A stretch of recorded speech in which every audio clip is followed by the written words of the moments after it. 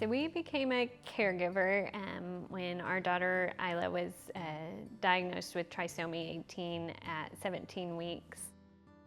And then she was born 10 weeks early, so she was born at 30 weeks.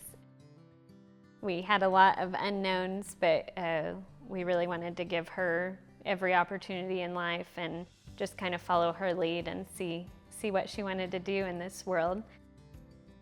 She was in the NICU 144 days. She ended up getting a trach, a GJ tube, and is ventilator dependent. So we just kind of took those, one step at a time, and then tried to prepare as much as we could to become caregivers once she got home from the NICU. So seeing her doctor from the day she was born, I don't think I'll ever forget that conversation with the neonatologist. But and then after the course of almost 5 months in the NICU, and coming home, I think it was surprised everybody. And I even think, even from when she was first diagnosed, expectations of quality of life are very different than what we've lived. I mean, we see her smiling and laughing every day, and she loves to touch her toes and suck on her hands just like any other baby.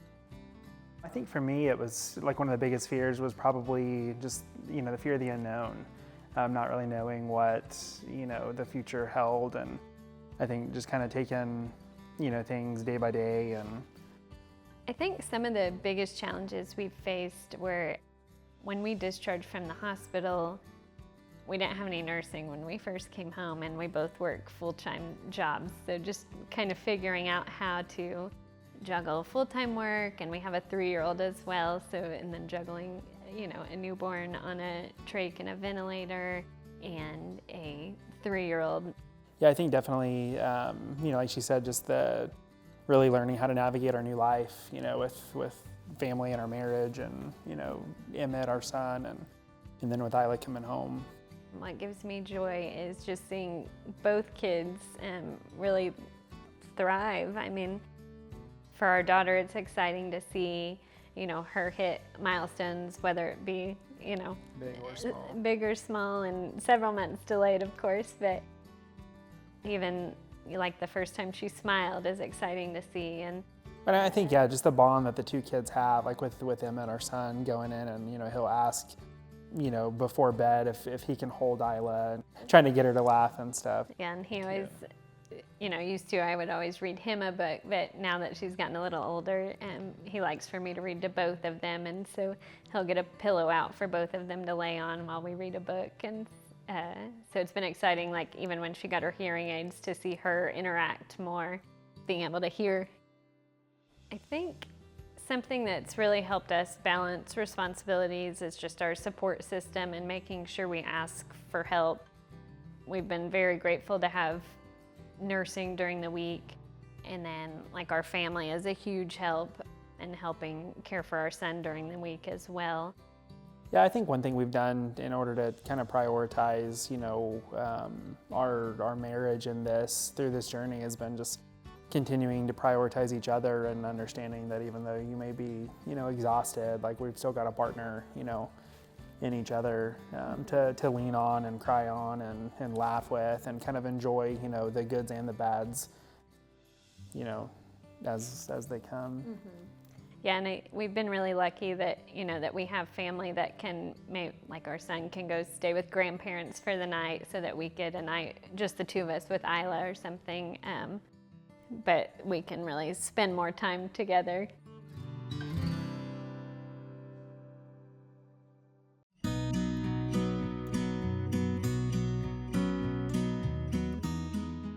So I'm a caregiver for my daughter. I think some of the fun things that mothers and daughters go and do when they're, like my daughter would be college age or just finishing, all of her peers just graduated from college this spring. So there's just some things that we don't get to do that mother and adult daughters get to do together, because it's still much more of a parenting role than it is kind of maneuvering to a friendship, yet you're still a guidance to your adult child. And so I think that's the piece that makes our world a little different than a lot of people's. It's not bad, it's just different. Because we're at this place where we're in the middle, we're 22 and we're, figuring out the rest of our lives. And just knowing that maybe this is what the rest of our life looks like, it's more overwhelming in this season. We want her to have a purposeful, meaningful, fulfilled life, just like any parent would for their child. So we are just currently in a season of trial and error and trying to figure out what that might be or what that might look like. A constant resource that has been a huge support would be the Down Syndrome Association of Central Oklahoma. And through friendships and mentoring and just being able to have conversations with other parents and caregivers who get it, if you will, or maybe they are just ahead of you in this game of life. And so, maybe they have either just experienced some struggles or some things that you're heading into. It's just nice to know that you're not alone. I get up like 2 hours before anyone else does in the morning. And I love that time. I may be watering plants, cleaning house, unloading the dishwasher, usually drinking coffee, doing any one of those things. Sometimes just walking through the grocery store by yourself without interruption and just having the ability to just do that leisurely. It's just finding those little moments, especially when you realize you've hit a wall or you need a break. My husband and I decided to start dating each other recently after I saw a friend post the alphabet dating thing. So we have been working through that. I like to point out the fact that we weren't dating at all. To get halfway through the alphabet in 2 years is impressive, in my opinion. The other thing that we currently do, which has been a lovely surprise, is the Unified with Oklahoma State University. Being able to allow her to go on campus and be with peers, which since she's 22, she is college age, and so it's just perfect timing. But also because another challenge for us is movement and exercise.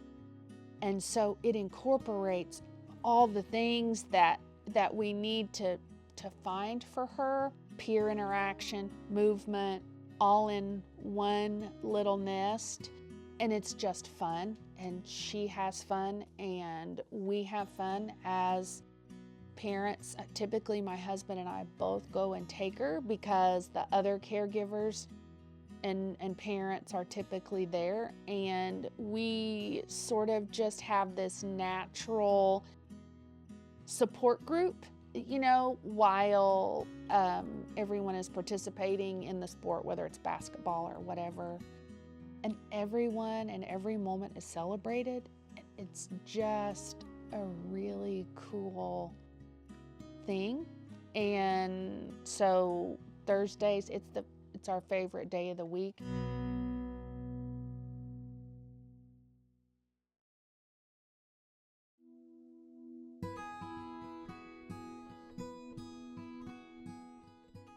I think what stands out the most is how rewarding it was. It gave me such a strong sense of purpose. It gave me a lot of self-fulfillment, knowing that I was making a really significant impact on my mother's life. in a positive way, was one of the most meaningful experiences of my life. So in many ways, I consider it a gift. There were a number of hard lessons, but there are a couple that come to mind.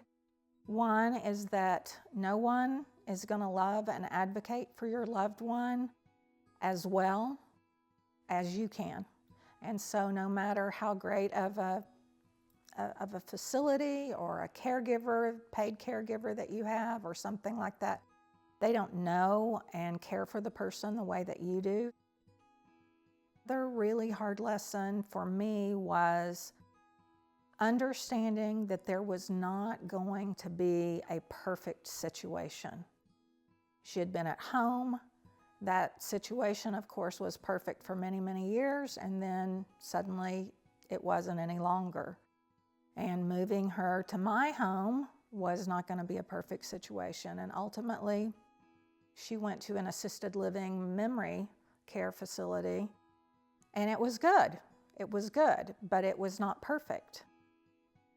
I wish more people understood that even people who are not caregivers 24/7, they have caregivers coming in, maybe they're persons in some sort of facility, but they still take the lead role, that even if you're not the person providing 24/7 care, that it can still be all-consuming. But in spite of the fact that my role was to some degree much more limited because there were people taking care of her, I was all consumed by it. 24/7, I was all consumed by it. She was the first thing I thought of in the morning. She was the last thing I thought of before I went to sleep. And many times she was the thing I thought of in the middle of the night. All throughout the day, everything in my life revolved around her. When I decided I really needed a little short vacation, and I would go just on a short trip. After my mom was in a facility, I would just take a short trip. And I had people who, while I was gone, I could call on and say, I'm going to be gone these days. Could you come check on my mom? If I was having a particularly tough day, I would try to find something outside of her, some hobby that I had. I took up pickleball. And so that was a great form of respite for me. Once I started playing pickleball, if I had to choose between my mom and pickleball, assuming she was healthy and okay, I was going to go play pickleball, and after pickleball, go see her. So I just tried to find some things that brought me joy that were not related to her in any way, and that helped, I think. If I was prepared for the transition and knowing, I of course knew that my mother was going to die. She had hospice, and I can't encourage people enough to use hospice if that is something that is appropriate for your family member, because they help prepare you. And once my mother had fallen and we knew the end was coming, they did everything they could possibly do to prepare me for that. And I think that when the time came, I was pretty much as prepared as I could be. And then hospice continued to follow along with me, and still does to this day, and it'll be a year and about a month. If I could describe caregiving in one word, it would be love. Because it is an act of love. It takes courage, it takes strength, it takes sacrifice, it takes many, many things, but at the end of the day, it really takes love. And I know not everyone has a person who's easy to deal with whenever, they're in their final stages of life or needing care. Sometimes those people are difficult, and the job is hard. Being the person that really makes a positive difference in someone's life, there's nothing better than that.